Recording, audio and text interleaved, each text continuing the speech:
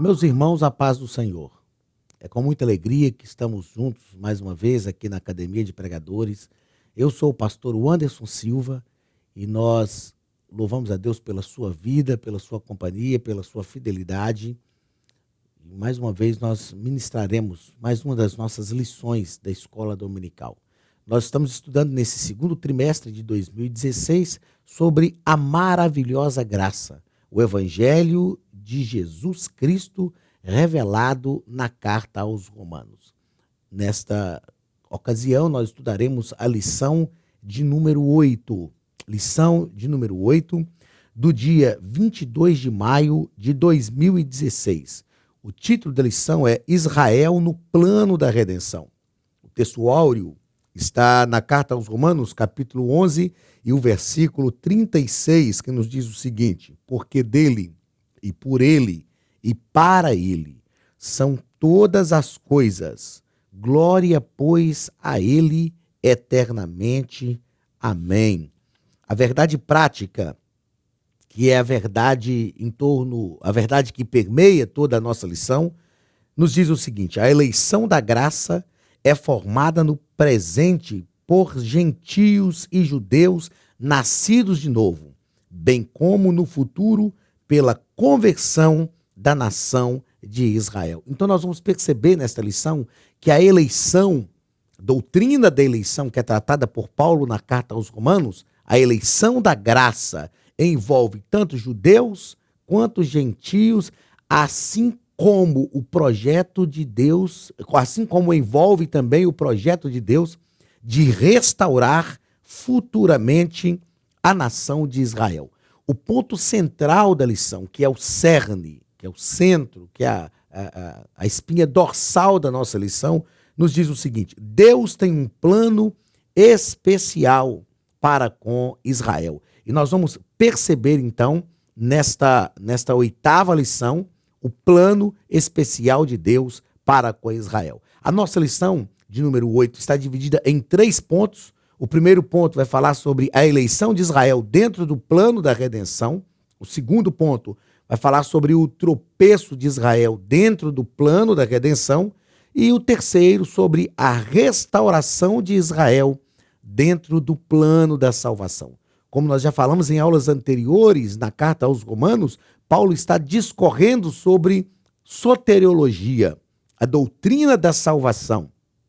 E ele vai explanar, então, esta maravilhosa graça de Deus que é manifestada nos evangelhos, que é demonstrada nos evangelhos através da vida, da obra de Cristo, da pessoa de Cristo.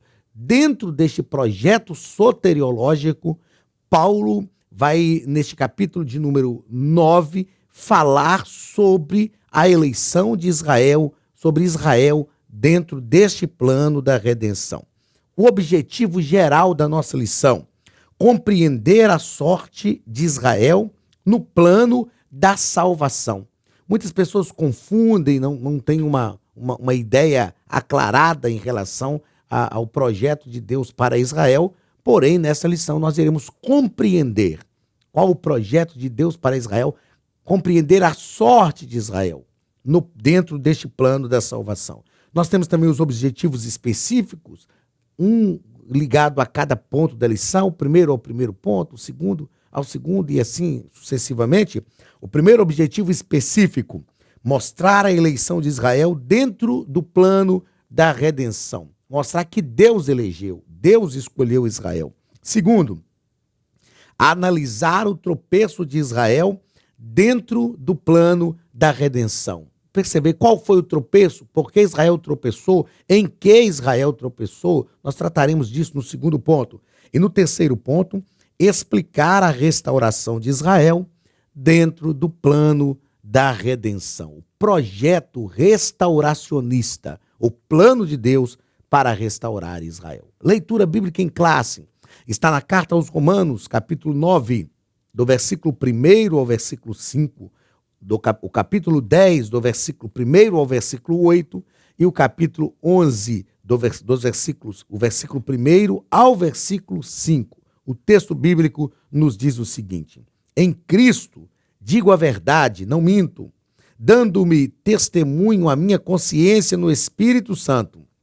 Tenho grande tristeza e contínua dor no meu coração, porque eu mesmo poderia desejar ser separado de Cristo, por amor de meus irmãos, que são meus parentes segundo a carne, que são israelitas, dos quais é a adoção de filhos, e a glória, e os concertos, e a lei, e o culto, e as promessas, dos quais são os pais, e dos quais é Cristo, segundo a carne, o qual é sobre todos, Deus bendito eternamente. Amém. Irmãos, o bom desejo do meu coração e a oração a Deus por Israel é para a sua salvação, porque lhes dou testemunho de que tem zelo de Deus, mas não com entendimento, porque não conhecendo a justiça de Deus e procurando estabelecer a sua própria justiça, não se sujeitaram à justiça de Deus, porque o fim da lei é Cristo, para a justiça de todo aquele que crê. Ora, Moisés descreve a justiça que é pela lei, dizendo: o homem que fizer estas coisas viverá por elas. Mas a justiça que é pela fé diz assim: não digas em teu coração: quem subirá ao céu? Isto é, a trazer do alto a Cristo. Ou quem descerá ao abismo? Isto é, a tornar a trazer dentre os mortos a Cristo. Mas que diz? A palavra está junto de ti, na tua boca e no teu coração. Esta é a palavra da fé que pregamos. Digo, pois, porventura rejeitou Deus o seu povo? De modo nenhum, porque também eu sou israelita, da descendência de Abraão, da tribo de Benjamim. Deus não rejeitou o seu povo, que antes conheceu. Ou não sabeis o que a Escritura diz de Elias, como fala a Deus contra Israel, dizendo: Senhor, mataram os teus profetas e derribaram os teus altares, e só eu fiquei, e buscam a minha alma. Mas que lhe diz a resposta divina? Reservei para mim 7.000 varões, que não dobraram os joelhos diante de Baal. Assim, pois, também agora, neste tempo, ficou um resto, segundo a eleição da graça. O que nós vemos na junção dessas porções de textos diferentes, de capítulos diferentes, na carta de Paulo aos Romanos, é a expressão de Paulo, são as palavras de Paulo, aliás, ao expressar, ao falar do seu desejo de salvação para Israel. Paulo vai nos aclarar aqui também a rejeição do povo de Israel. Ele diz: porventura Deus rejeitou o seu povo? A rejeição que o povo de Israel teve em relação à graça de Deus. E Paulo diz que eles buscaram a justiça própria, ou seja, a justiça que vem como resultado do cumprimento da lei. Porém, Paulo deixa também claro, faz questão de frisar, utilizando o exemplo de Elias, que assim como Elias não ficou sozinho, assim como Deus reservou ou preservou 7.000 que não se dobraram a Baal, Elias não ficou sozinho. Deus também sempre tem, e ele usa a seguinte expressão: ficou um resto, também agora neste tempo ficou um resto, segundo a eleição da graça. Ou seja, Paulo está deixando claro, se incluindo inclusive nesta porção que ele chama de resto, e nós chamaremos aqui na nossa lição de remanescentes, que creem, que acreditam na graça divina. Ok? Uma consideração que eu acho importante fazer aqui, antes de entrarmos na introdução da nossa lição, é que o plano de salvação de Deus sempre foi um só, sempre foi o mesmo. Israel não tem um plano de salvação diferente dos gentios. O que Deus sempre almejou, planejou, é que o evangelho fosse conhecido em todo o mundo através de Israel. Israel seria a nação anunciadora do evangelho. Israel, por não ter sido fiel à sua parte no pacto, na aliança, deixou de receber, na verdade, muitos privilégios desse pacto. Israel perdeu muita coisa por causa da sua infidelidade a Deus. Porém, o plano de Deus é um só. E o projeto de Deus se cumpriu. Se cumpriu, porque o projeto de Deus é que o Messias viesse ao mundo através da nação de Israel. E isto aconteceu. Israel não cumpriu a sua parte no pacto, mas Deus cumpriu, porque o projeto é soberano. Nós vamos estudar sobre isso também. O projeto de Deus é soberano. O projeto de salvação é soberano. É só nós lembrarmos de Jó, capítulo 42, quando ele diz ao Senhor: bem sei que tudo podes, e nenhum dos teus projetos podem ser impedidos. Então, na introdução da nossa lição, o comentarista nos coloca que Paulo discorreu a respeito da doutrina da salvação nos capítulos 1 ao capítulo 8. Ele vai falar sobre a doutrina da salvação, vai falar sobre a redenção, sobre a regeneração. Depois do capítulo 9, no capítulo 9, 10 e 11, ele vai abrir um parêntese para tratar sobre a sorte de Israel. E na introdução, o nosso comentarista ainda coloca que ele vai tratar dessa sorte de Israel, mostrando que a rejeição de Israel é apenas temporária, até se cumprir a plenitude dos gentios, quando todo Israel será salvo. O que nós precisamos deixar claro aqui, para que você, nosso aluno, para que você, nosso companheiro aqui na Academia de Pregadores, para que você, professor de escola dominical, não tenha dúvidas em relação a isso, é que quando a Bíblia diz que todo Israel será salvo, a Bíblia está falando do remanescente.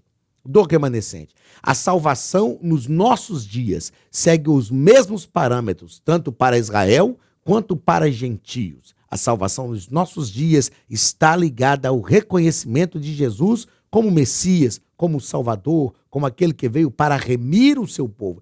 Crer no Senhor Jesus. É isso que Israel precisa nos nossos dias. Todo Israel será salvo. Essa é uma promessa escatológica, é algo para o futuro, e isso realmente irá acontecer com o judeu remanescente. Então, todo judeu remanescente, aqueles que estiverem naquele momento escatológico que a Bíblia prevê, ok? O judeu que morreu hoje, sem receber a Cristo como seu Salvador, sem reconhecer a pessoa, a obra, o sacrifício de Cristo na cruz do Calvário, realmente ele morreu sem salvação. Primeiro ponto, a eleição de Israel dentro do plano de redenção. Primeiro parágrafo vai falar sobre o anseio de Paulo e a incredulidade de Israel. Paulo lembra aos crentes da igreja de Roma que aos judeus, a leitura bíblica em classe isso ficou muito claro, aos judeus foi dada a adoção, a glória, os pactos, a lei, o culto e a promessa.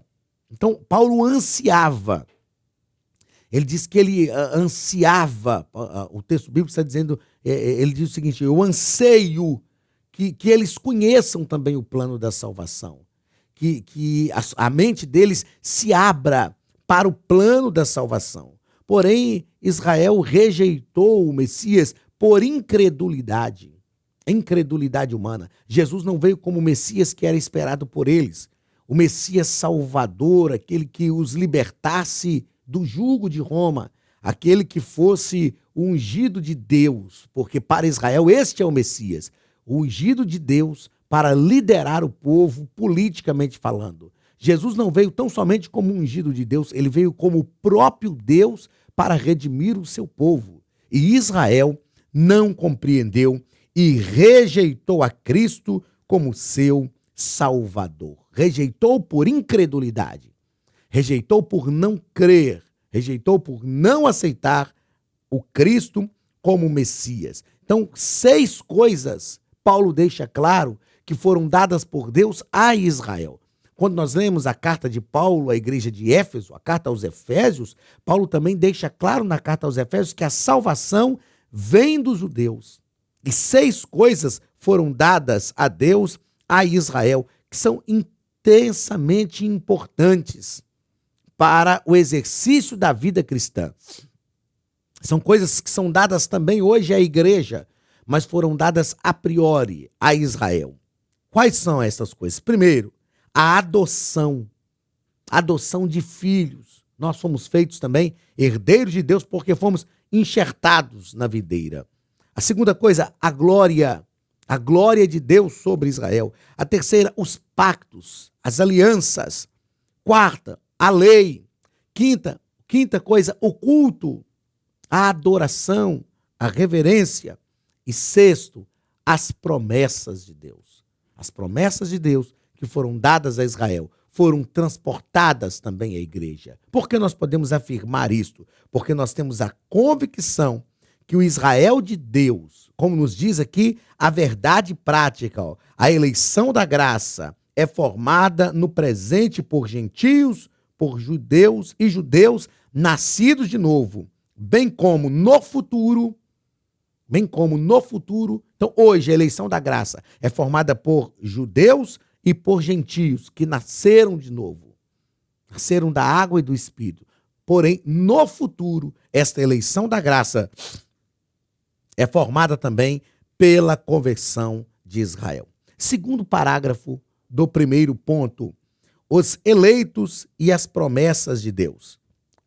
Quem são esses eleitos e essas promessas de Deus? Olha, as promessas terão seu fiel cumprimento através dos judeus remanescentes. Os judeus são eleitos. Eles foram eleitos e eles receberam a promessa de Deus.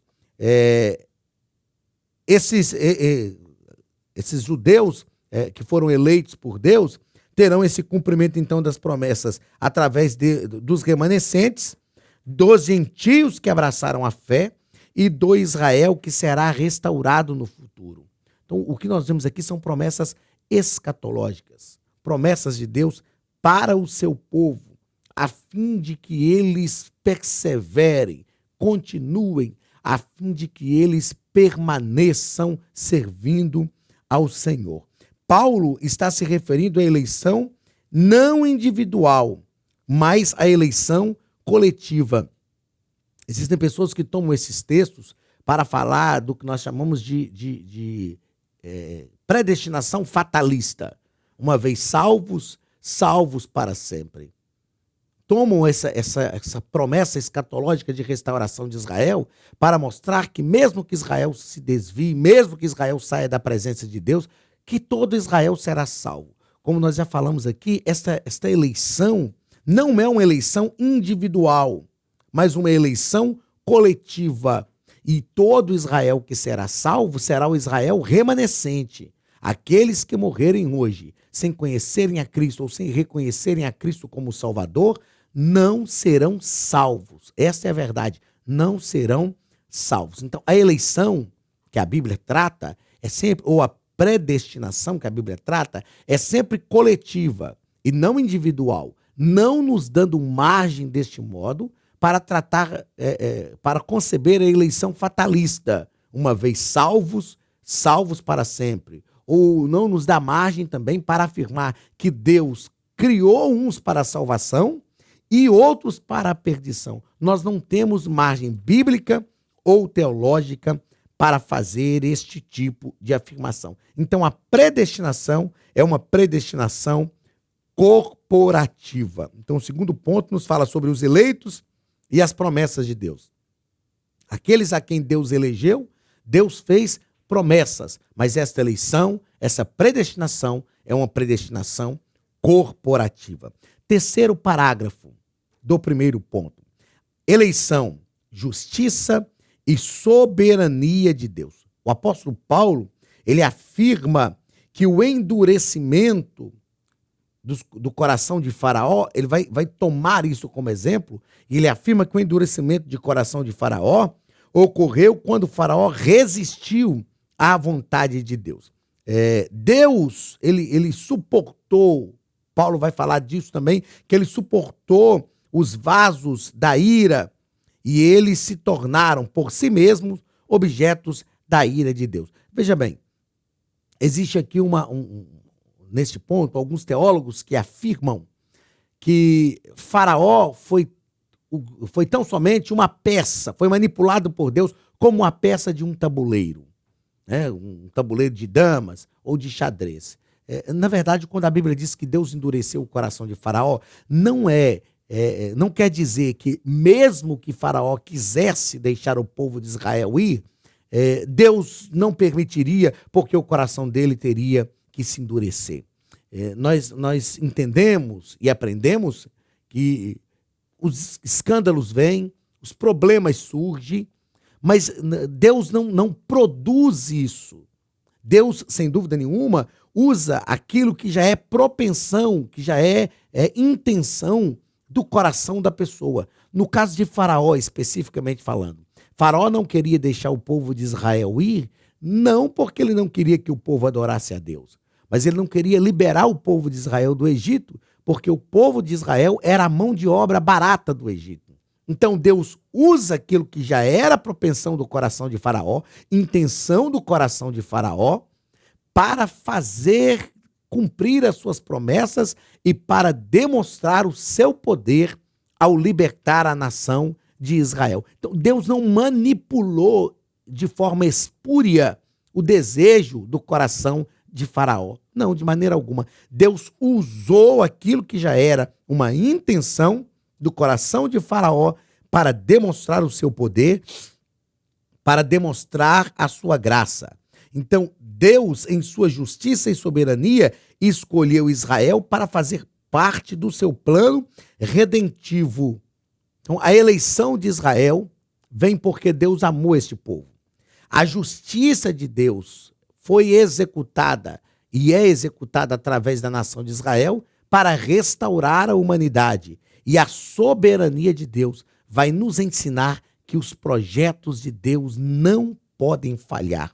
Eles são projetos soberanos. Eles são projetos soberanos. Então, o nosso terceiro ponto, o segundo ponto, o primeiro ponto, aliás, trata dessa eleição de Israel dentro do plano da redenção, falando nesses 3 subtópicos ou 3 parágrafos. O anseio de Paulo e a incredulidade de Israel, os eleitos e as promessas de Deus, e a eleição, justiça e soberania. Segundo ponto. O segundo ponto vai tratar sobre o tropeço de Israel dentro do plano da redenção.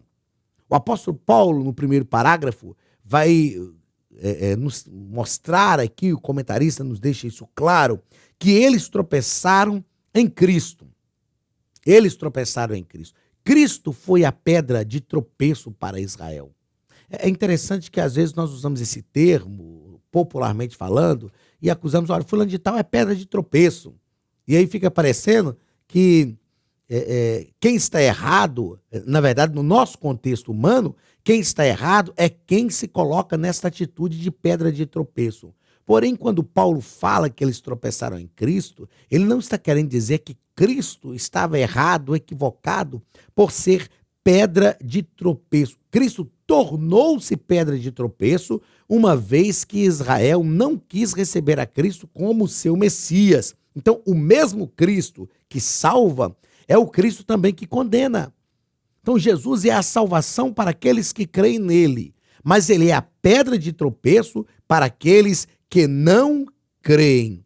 O que deveria ser, então, a solução para o povo de Israel se tornou em pedra de tropeço. Uma vez que cremos em Cristo, uma vez que recebemos Cristo como nosso Salvador, ele é a nossa salvação. Mas uma vez que o rejeitamos, ele se torna a nossa pedra de tropeço. Então, a justificação veio em decorrência da fé e não dos próprios méritos de Israel. Israel nunca aceitou que a fé poderia produzir essa justificação. Sempre estiveram ligados aos sacrifícios, às obras, e essa justificação pelas obras demonstra uma justificação por méritos próprios. Mas o projeto de Deus não é esse. O projeto de Deus é que a justificação seja feita pela fé. Isso já estava claro em Abraão. Creu Abraão no Senhor, e isto foi-lhe imputado como justiça.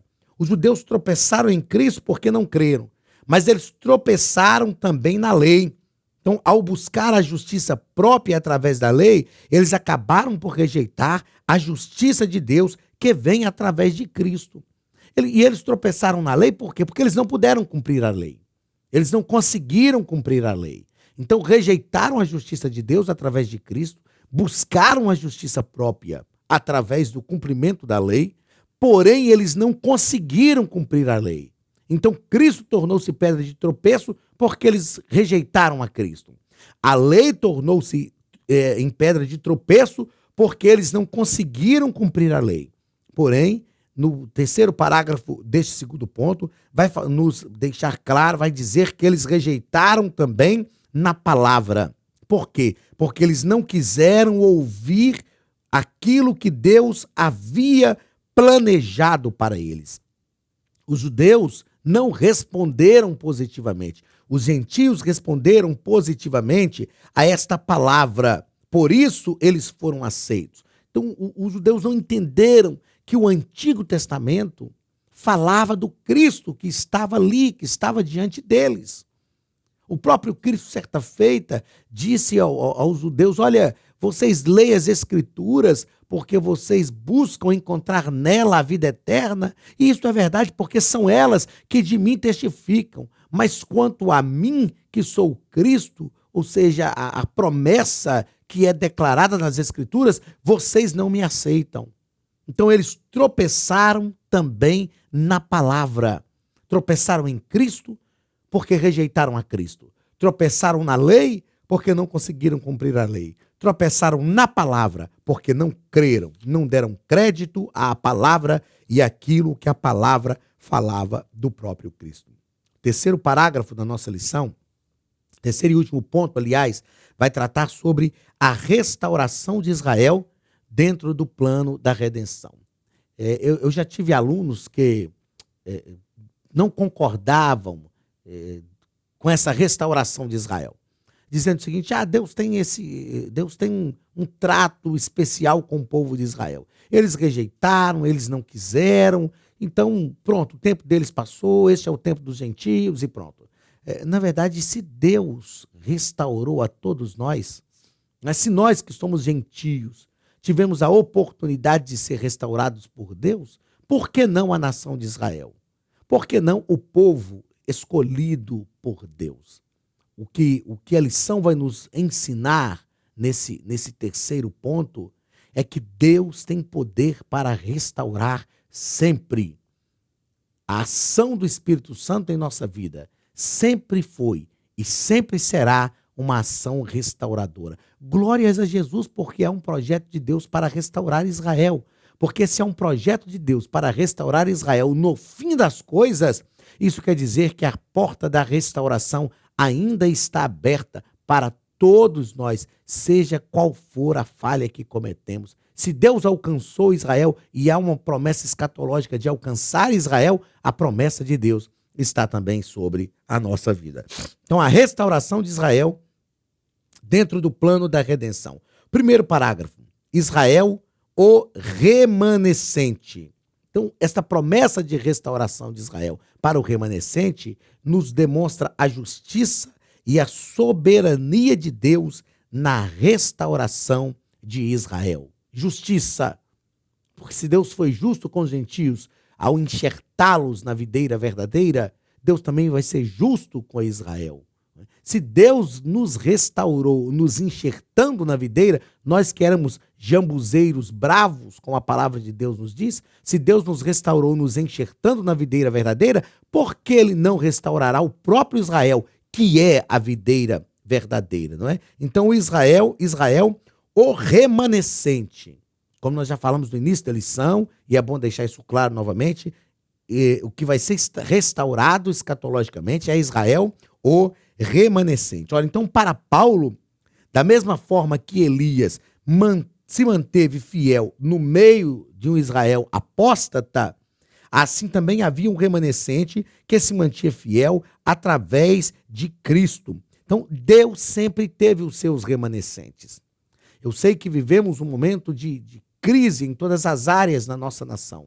Eu sei que vivemos um momento de crise evangélica, de crise cristã evangélica na nossa nação. Mas uma coisa que nós não podemos esquecer é que Deus sempre teve os seus remanescentes. Deus sempre preservou os rabiscos da terra, os remanescentes, aqueles que não se dobram, que não se curvam, aqueles que estão dispostos a servir a Deus mesmo em tempos de crise. E o segundo parágrafo deste terceiro ponto, Israel, o enxerto gentílico. O comentarista coloca que, graças a esse tropeço de Israel, os gentios foram enxertados. É lógico que ele está tratando de uma questão prática, né? Ele está mostrando que, se hoje nós vivemos o tempo dos gentios, é porque Israel realmente falhou, Israel tropeçou. Então nós fomos enxertados. Precisamos entender, portanto, que os gentios não são um erro de percurso. A igreja de Jesus, a igreja gentia, hoje, não é um plano B de Deus. Porque senão fica parecendo que Deus prometeu o Messias para Israel, Israel rejeitou, e tendo Israel rejeitado agora, para não perder todo o trabalho que já tinha sido feito, todo o projeto que tinha sido realizado, Deus faz um plano B e insere os gentios no projeto salvífico. Isso não é verdade. Na verdade, Deus já havia planejado. Paulo, ao escrever a carta aos Efésios, ele diz que Deus elegeu a igreja de Éfeso, gentia, a igreja gentia, antes da fundação do mundo. Quando Deus chamou Abraão, Deus disse a Abraão: em ti serão benditas todas as famílias de Israel. Não foi isso que Deus disse. Deus disse: em ti serão benditas todas as famílias da terra. E já havia povos gentios naquela época. Quando Deus deu a lei a Moisés, o Senhor disse a Moisés: o estrangeiro que quiser habitar no meio de ti, ele pode. Ele tem que tão somente fazer o pacto da circuncisão. E nós vemos a ação de Deus no Antigo Testamento inserindo Raabe, que morava em Jericó, Rute, que era moabita, Betseba, que foi mãe de Salomão. Essas mulheres que eram gentias foram inseridas na linhagem do próprio Cristo. Então Deus não promoveu o tropeço de Israel para que os gentios fossem inseridos. Não. Se Israel tivesse recebido a Cristo como Messias, se Israel tivesse sido fiel a Deus em todos os aspectos do pacto, em todos os aspectos da aliança, nós chegaríamos a Cristo do mesmo jeito, através da nação de Israel. É por isso que somos hoje chamados de o Israel de Deus, porque fomos enxertados. Israel tropeçou, mas os gentios receberam a Cristo. E o terceiro parágrafo desse terceiro ponto, Israel e a restauração futura. Israel e a restauração futura. Então, quando se cumprir a plenitude dos gentios, nós vivemos hoje o tempo dos gentios, quando se cumprir a plenitude dos gentios, Israel será restaurado. Então, a rejeição dos judeus trouxe essa justificação ao mundo gentílico, né? Mas ao se cumprir a plenitude dos gentios, Israel será também restaurado. É uma promessa escatológica, é uma promessa futura. Deus vai restaurar o seu povo, vai cumprir a sua vontade para com o povo de Israel. E eles também estarão com o Senhor, juntamente com todos os gentios que serão transformados, corpos incorruptíveis e espirituais, e estarão para sempre com o Senhor. Então, o que nós vimos do capítulo 9 ao capítulo 11 da carta aos Romanos é que Paulo está nos demonstrando a soberania de Deus na história da redenção. Soberania de Deus na história da redenção. Deus é soberano e ele produziu um plano salvífico, não só para Israel, mas para toda a humanidade. Assim como toda a humanidade, tanto Israel quanto o mundo gentílico, descendeu do Adão que pecou lá no Éden, assim também a restauração veio a toda a humanidade, primeiro para Israel e depois para o gentio. Israel rejeitou, mas o gentio recebeu e foi enxertado na videira. E por isso estamos salvos para a glória do nome do Senhor Jesus. Então, o que nós aprendemos nessa nossa 8ª lição, no primeiro ponto, a eleição de Israel dentro do plano da redenção. Deus elegeu pela sua soberania. O segundo ponto, o tropeço de Israel dentro do plano da redenção. Israel tropeçou em Cristo porque não recebeu como Messias. Israel tropeçou na lei porque não cumpriu a lei. Israel tropeçou na palavra porque não deu crédito à palavra. E no terceiro ponto, a restauração de Israel dentro do plano da redenção. Há um projeto de restauração para o povo de Israel dentro do plano da redenção. Meu querido, que Deus te abençoe, em nome de Jesus. Chegamos aqui ao final da nossa 8ª lição. Continue conosco e na semana que vem estaremos juntos novamente para a nossa 9ª lição. Que a bênção de Deus esteja sobre a tua casa e sobre a tua vida, em nome de Jesus.